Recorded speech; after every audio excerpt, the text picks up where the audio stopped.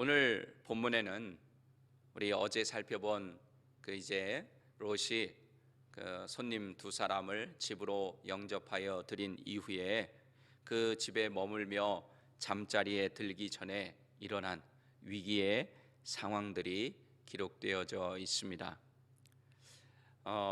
저는 여러분들은 어렸을 때 어떤 놀이를 하면서 지내셨는지 잘 모르지만 저 때는 여러 가지 동네 친구들끼리 또는 동네 사는 사람 아이들끼리 모여서 놀 때 대체로 편을 갈라서 놀잖아요.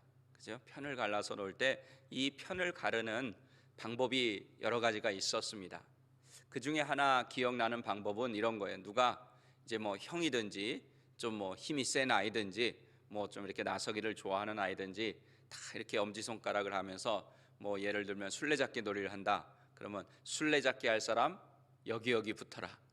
하면서 이렇게 탁 하면 와가지고 애들이 그 사람의 편이 되려고 하면은, 아니면 그 놀이를 하려고 하면은 그 동의하는 뜻으로 탁 여기에서 같이 이렇게 하고 또 그 위에 이렇게 붙잡고 하면서 이렇게 편을 나누기도 하고 함께 놀았던 그런 기억이 있습니다. 자, 이렇게 보면 그럴 때 편을 나눌 때 보면요, 좀 눈치가 있는 아이들은 내가 어느 편에 속해야지 이길 수 있겠다 하는 것을 살펴요. 딱 보면 왜 잘하는 아이들이 있잖아요. 게임도 잘하고 운동도 잘하고 하는 아이들이 있으면 누군지 아니까 딱 봐서 그 편에 가서 붙으려고 해요. 왜? 이기려고 하니까, 이기고 싶으니까. 또 내가 잘 못해도 그 잘하는 사람 쪽에 가 있으면은 그 사람 때문에, 그 아이 때문에 내가 그 게임에서 이길 수 있으니까 그렇게 편을 먹고 또 놀이를 했던 그런 기억이 있습니다. 승리하는 신앙생활을 우리는 하기를 원합니다. 그렇다면 우리의 신앙생활도 저는 이렇게 편을 잘 먹어야 된다, 그렇게 생각을 합니다. 왜냐하면 우리가 알고 있듯이 연약하고 부족합니다. 죄인입니다. 우리가 뭔가 하려고 하면은 늘 실패하고 넘어지고 쓰러집니다. 그러니까 우리가 승리하기 위해서는 누구 편을 먹어야 돼요? 나보다 능력이 뛰어난 사람, 나보다 잘하는 사람, 나보다 믿음이 좋은 사람 편에 서야 승리할 가능성이 높아지는 겁니다. 하지만 100% 승리가 보장되는 편이 있는데 그것은 바로 하나님 편입니다. 하나님 편. 우리가 신앙생활에 승리하고 또 우리 하나님이 주시는 놀라운 은혜와 복을 누리며 살기 위해서는 하나님 편에 서야 돼요. 그래서 지혜로운 우리 성도님들은 이 승리하는 신앙생활을 위해서 하나님 편에 적극적으로 섭니다. 하나님 편에. 그리고 오해하지 말고 들으시길 바랍니다. 저와 무슨 어떤 저의 개인적인 목적이나 이해관계를 가지고 드리는 말씀이 아니니까. 신앙생활을 잘하는 분들 보면 담임 목사님이나 주의 종들하고 친하게 지내요. 친하게 지낸다는 것을 잘 이해하시기 바랍니다. 무슨 어떤 저 목사님하고 저 주의종하고 내가 친하게 지내가지고 내가 교회 안에서 어떤 위치에 오르겠다 이런 뜻으로 친하게 지내는 것 아닌 것 여러분들이 다 아실 것입니다. 영적으로 주의 종들과 영적인 리더들과 친하게 지내는 분들이 신앙생활을 잘 하세요. 여러분들 이 원리를 잘 깨달으셔서 담임 목사가 지 편을 만들려고 그러는구나 이렇게 생각하지 마시고, 하나님께서 정하신 이것은 원칙입니다. 원칙이에요. 성경을 읽으시면서도 여러분들 잘 아실 것입니다. 여러분들을 위해서 드리는 말씀이니까 여러분들이 앞으로 절대적으로 담임 목사는 일단 2차 3차라 쳐도 절대적으로 하나님 편에 쓰셔야 돼요. 하나님 편에. 그것이 여러분들이 승리하고 성공하는 신앙생활의 비결입니다. 그래서 저는 오늘 본문 말씀에 의지해서 하나님 편에 서서 하나님만 의지하라 라는 제목으로 마지막 시대를 사는 우리가 어느 편에 서야 하는지 우리에게 주시는 두 가지 은혜를 나누고자 합니다. 첫째로, 하나님 편에 서면 대적들이 생겨납니다. 이것을 우리가 잘 알아야 됩니다. 내가 평소에는 잘 몰랐는데 제대로 신앙생활 하려고 하고 내가 하나님 편에 서려고 하고 내가 정말로 뭔가 하나님 말씀대로 실천하려고 하면은 이상하게 대적들이 생겨나요. 사실 천사들이 성문에 나타났을 때 소돔 사람들은 그들을 나그네로 영접하지 않았습니다. 그 당시 사람들은 나그네를 그냥 보내지 않고 자기 집으로 초대해서 대접하고 먹이고 채워주는 그런 좋은 문화를 가지고 있었음에도 불구하고 소돔에 사는 그 사람들은 그 당시에 이 좋은 문화, 나그네를 대접하는 문화를 따르지 않았습니다. 소돔성 사람들은 손님들을 맞이하며 집으로 모셔드리는 그 롯에 대해서 그때는 아무 말도 하지 않고 뭐라고 하지 않았습니다. 그저 지켜만 봤습니다. 저 나그네들이 지금 어느 집으로 가는가 하면서 지켜봤습니다. 그러다가 해가 지고 어두운 밤이 오자 롯과 별 문제가 없이 지내던 그 사람들이 손님들을 데리고 간 집으로 들어간 롯의 집에 몰려와서 그 집을 에워싸고 손님들을 내놓으라고 난리를 칩니다. 우리 오늘 본문 4절에서 5절 다시 한번 읽어보겠습니다.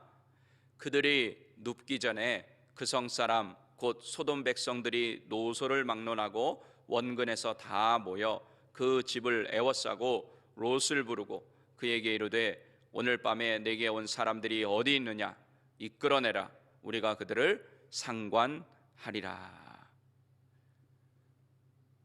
여러분, 밤에는 무슨 일 하는 게 아니에요. 오늘 보니까 낮에는 가만히 있었어요, 소돔 사람들이. 근데 밤이 되고 어두워지자 그들이 떼를 지어서 롯의 집에 몰려온 거예요. 왜 몰려왔습니까? 나쁜 짓 하려고 온 거예요. 그러니까 여러분들이 어떤 일을 계획하고 어떤 일을 결정하실 때 밤에 하시면 안 돼요. 밤에 하시면 안 돼요. 여러분들, 이 새벽 예배가 그래서 너무나도 소중한 거예요. 아침에 하나님을 예배드리는 것, 아침에 하나님의 말씀을 듣고 그 말씀을 묵상하고 그 말씀을 붙잡고 하루를 살아가는 것, 이것이 너무 중요한 것입니다. 여러분들 밤에는 절대로 여러분들의 삶이나 여러분들이 해야 될 일에 대해서 또 다른 사람에 대해서 묵상하지 마세요. 밤에는 좋은 생각 안 떠오릅니다. 여러분들 세상의 사람들 언제 놀아요? 새벽부터 술 먹던가요? 물론 밤부터 이어져서 술 먹는 사람도 있겠지만 새벽부터 술 먹지 않아요. 밤에 술 먹고 밤에 나쁜 짓 합니다. 밤에 사건 사고가 벌어지는 거예요. 밤에는 여러분들 주무시기 전에 기도하시고 가능하면 시편을 읽으세요. 그러면 아주 잠이 잘 오실 겁니다. 편안한 잠을 자게 될 거예요. 물론 여러분들의 삶에 적용하라고 말씀을 드린 거지만 오늘 이 말씀을 통해서 우리는 소돔이라고 하는 도시의 실체를 알 수 있어요. 어떤 도시인가? 그 성에 사는 사람들이 어떤 사람인가를 알 수가 있습니다. 성경은 이 도시가 하나님의 심판을 받아 마땅하다는 것을 보여주고 있습니다. 이 원어의 모든 남자들로 표현된 이들, 그들이 저녁에 롯의 집에 들어온 남자들을 내놓으라고 하고 있어요. 여자들이 찾아온 것이 아니라 성경에 보면 남자들로 표현이 되어 있는데 남자를 나타내는 단어로 쓰여져 있는데 그 남자들이 와서 여자를 내놓으라고 하지 않고 남자를 내놓으라고 하고 있습니다. 손님들이 성에 도달했을 때 모른 채 하던 사람들이 이제 와서는 아는 채 합니다. 5절에 보면 이들이 손님들을 상관하겠다 이렇게 기록하고 있는데 이 상관하다라고 번역되는 히브리어 단어는 우리가 잘 알고 있는 야다라고 하는 단어입니다. 여러분들 들어보셨을 것입니다. 야다라고 하는 단어 무슨 뜻입니까? 알다라는 뜻이에요. 알다. 이 단어는 종종 알다라는 말 외에 성적으로 아는 행위, 즉 성관계를 갖는 것을 뜻합니다. 소돔 사람들이 롯의 손님들을 알고자 한다, 이 뜻은 그저 무슨 뜻입니까? 그러니까 그들에게 동성강간을 하겠다는 뜻입니다. 이들은 결혼한 사람들 사이에서나 행해져야 할 하나님께서 주시는 신성한 친밀함을 가장 추악하고 저질적인 그런 행위로 추락시킨 것입니다. 그래서 동성애를 우리는 반대하는 것입니다.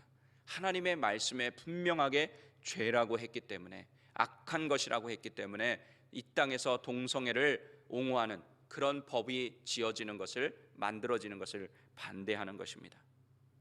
그런데 이들은 혐오스러운 동성애 강간, 집단적인 윤간이라고 하는 공격적인 폭행을 더하고 있습니다.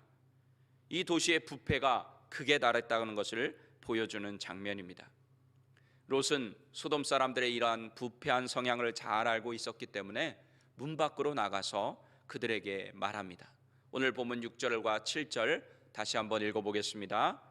롯이 문 밖에 무리에게로 나가서 뒤로 문을 닫고 이르되 청하노니 내 형제들아 이런 악을 행하지 마라. 아멘. 롯은 소돔 사람들을 향해서 형제들아 이렇게 부르며 달래려고 했습니다. 그들을 자기하고 아주 친밀한 사람이라고 여기는 단어를 사용해서 그들의 지금 아주 폭력적인 그런 성향을 조금 누그러뜨려 보겠다는 그런 취지였습니다. 그리고 롯은 이 사람들이 하고자 하는 일이 악한 일인 것을 알았기 때문에 그들에게 이런 악을 행하지 말라고 말합니다. 그들의 그나마 일말의 양심에 호소하려고 했던 롯의 시도는 나중에 불에 기름을 붓는 일이 되고 맙니다. 이런 악을 행하지 말라 이렇게 말하는 현재 롯의 모습은 하나님의 천사들을 보호하기 위해서 하나님 편에 서 있는 모습입니다. 하지만 이러한 모습은 소돔 사람들을 대적으로 만들고 말았습니다. 전에 이런 이야기를 하지 않았을 때는 마치 소돔 사람들과 같이 친하게 지내고 소돔 사람들로부터 인정을 받는 그런 관계로 지냈지만 이런 악을 행하지 말라 이렇게 말하는 순간, 죄를 죄라고 말하는 순간, 하나님의 편이 되는 순간 그 모든 사람들이 다 대적으로 돌아선 것입니다. 세상 사람들은 자신들과 함께 섞여 살 때는 그냥 둡니다. 아니 더 친하게 더 사랑으로 대해줍니다. 친형제, 자매같이 그렇게 친한 친구처럼 대해줍니다. 그래서 어떤 분들을 보면 이제 세상에서 열심히 즐기며 살다가 예수 믿고 교회 오신 분들 얘기를 들어보면 이렇게 얘기하는 분들이 있어요. 교회가 세상보다 더 사랑이 없다고 이렇게 얘기하는 분들이 있어요. 왜냐하면 세상에 살 때는 너무 잘해주거든요. 세상 사람들이. 그리고 누가 또 잘해줘요? 이단에 가면 되게 잘해주잖아요. 막 사랑이 넘치잖아요, 이단들이. 하지만 하나님께 돌이키는 순간, 하나님 편에 서는 순간 아무리 착하고 아무리 친하게 지내고 아무리 잘해주던 사람들도 대적으로 바뀐다는 것입니다. 아주 세련되게 바뀌는 사람도 있고요, 아주 거칠게 바뀌는 사람도 있습니다. 그러면서 하나님의 편이 된 사람들을 내가 너를 언제 알았냐는 듯이, 내가 너하고 언제 친해냐는 듯이 아주 공격합니다. 세련되게 공격하고 거칠게 공격하는데 오늘 소돔성 사람들은 거칠게 롯을 공격하고 있습니다. 어제 말씀드린 대로 단짠단짠의 삶을 사는 기독교인들이 알아야 하는 사실이 바로 이것입니다. 세상 사람들은 절대로 하나님의 백성의 편이 되지 못합니다. 그들이 나빠서라기보다는 영적인 문제이기 때문입니다. 소속의 문제예요. 소속의 문제. 원수마귀는 하나님의 사람들을 다시 자기 소속으로 만들든지 아니면 공격해서 괴롭히는 것이 그들의 목적입니다. 전략입니다. 오늘 본문의 롯은 하나님의 사람들, 천사들의 편에 서서 그들을 보호하려 했기 때문에 소돔 사람들의 대적이 된 것입니다. 물과 기름이 섞일 수 없듯이 하나님의 사람과 세상은 단짠단짠의 관계가 절대로 될 수 없다는 사실을 여러분들 기억하시기를 바랍니다. 그래서 세상 사람들을 하나님의 편으로 만들기 위해 또 하나님의 편으로 만들기 원한다면 단짠단짠의 방법으로 그들의 문화를 받아들이고 섞이는 것이 아니라 하나님의 사랑의 복음을 가지고 그들의 문화를 뛰어넘는 천국의 문화, 천국의 삶을 가지고 그들을 생명의 길로 인도해 줘야 한다는 사실을 믿으시기를 바랍니다. 두 번째로, 막연한 인간적인 대안을 동원하는 것이 아니라 하나님께 도움을 구할 때 문제가 해결이 됩니다. 롯은 손님들을 동성강간하겠다고 달려드는 소돔 남자들을 향해서 형제들아 이런 악을 행하지 말라고 하며 나름대로의 대안을 제시합니다. 오늘 본문 8절에서 9절 같이 읽어보겠습니다. 내게 남자를 가까이 하지 아니한 두 딸이 있노라. 청하건대 내가 그들을 너희에게로 이끌어 내리니 너희 눈에 좋을 대로 그들에게 행하고 이 사람들은 내 집에 들어왔은즉 이 사람들에게는 아무 일도 저지르지 말라. 그들이 이르되 너는 물러나라. 또 이르되 이자가 들어와서 거류하면서 우리의 법관이 되려 하는도다. 이제 우리가 그들보다 너를 더 헤아리라 하고 롯을 밀치며 가까이 가서 그 문을 부수려고 하는지라. 아멘. 자신에게 남자를 가까이 하지 아니한 두 딸을 내줄 테니 손님들에게는 손대지 말라는 부탁을 합니다. 지금으로 말하면 절대로 있을 수도 없고 있어서는 안 되는 일이죠.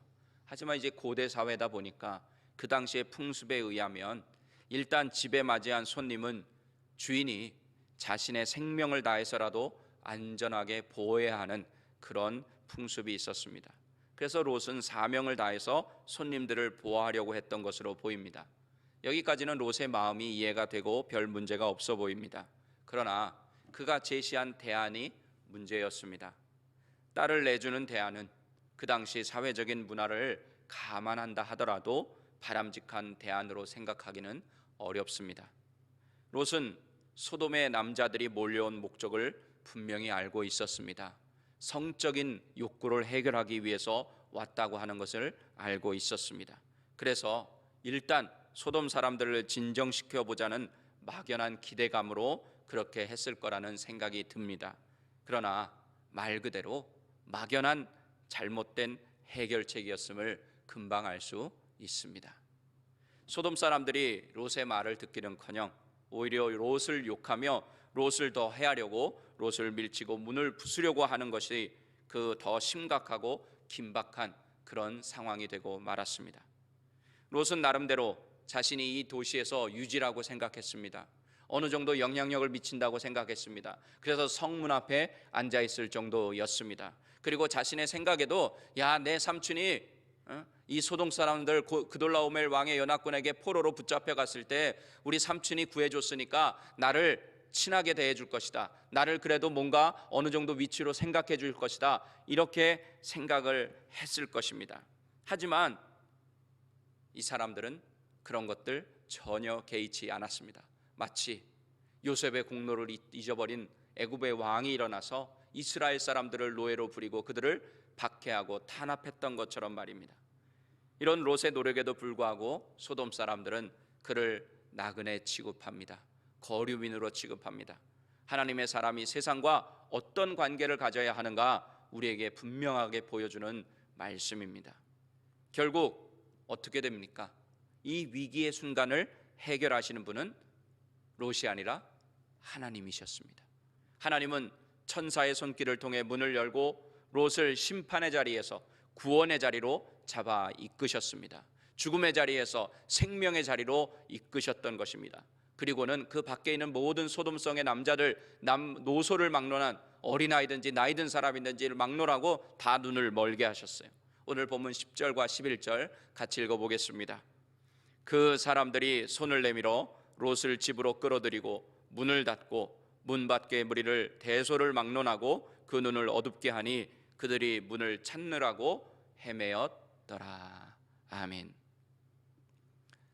우리 살펴봤지만 아브라함이 가나안 땅에 기근이 들었을 때 하나님의 허락 없이 인도함 없이 애굽 땅으로 내려갔을 때 아내를 누이로 속여서 사례를 빼앗기고 죽을 뻔했을 때 누가 개입하십니까?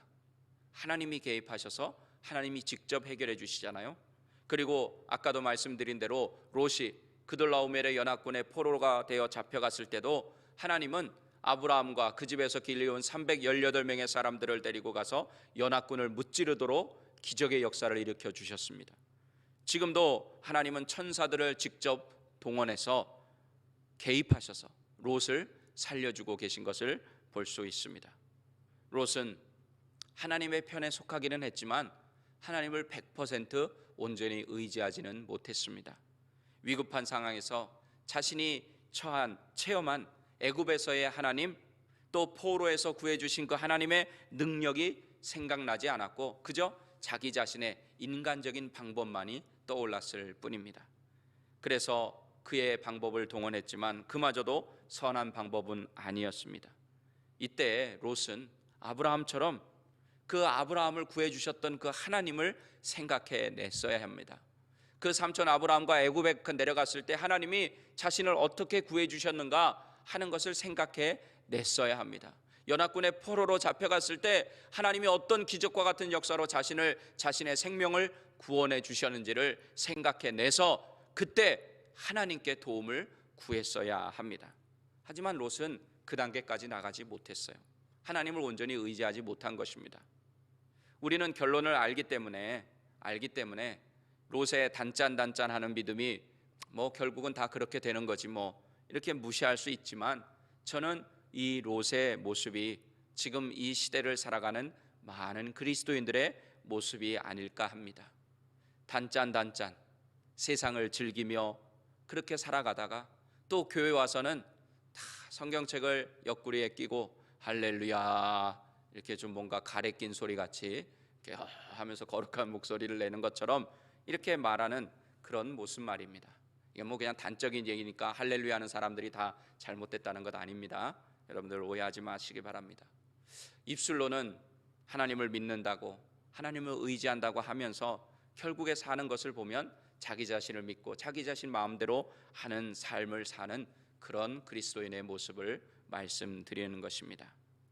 이런 말씀을 드리면 열심히 신앙생활하는 성도님들이 들으실 때는 조금 기분이 상할 수도 있지만, 성경을 통해서 하시는 말씀은 다른 누구도 아닌 나에게 하시는 말씀으로 들을 때 그것이 가장 큰 은혜가 되고 영적으로 피가 되고 살이 되는 줄로 믿습니다. 그리고 제가 부정적으로 그리스도인을 비판한 것이 아니라 그냥 목사로서 안타까운 마음으로, 내가 아직까지 다른 성도님들까지 그렇게 케어하지는 못하지만 최소한 우리 안디옥 교회 성도님들만큼은 그런 영적으로 깨어있는 사람들이 되어서 롯과 같이 되는 것이 아니라 영적으로 깨어있어서 항상 하나님 편에 서서 하나님만 의지하시기 원하는 그런 마음으로, 의지하시기를 바라는 마음으로 드리는 말씀이니까 여러분들이 그렇게 받아들이시면 좋겠습니다. 이제는 영적인 것과 육적인 것이 함께 섞일 수 없다는 것을 잘 알았습니다. 그래서 여러분의 인생에 문제가 있을 때, 또 영적인 싸움을 할 때 여러분들 확실하게 하나님 편에 서서 하나님께 도움을 구하시기 바랍니다. 그러므로 하나님께서 주시는 완벽한 해결책으로 문제 해결을 받고 영적인 싸움에서도 승리하는 여러분들이 다 되시기를 예수님의 이름으로 간절히 축원합니다. 기도하시겠습니다.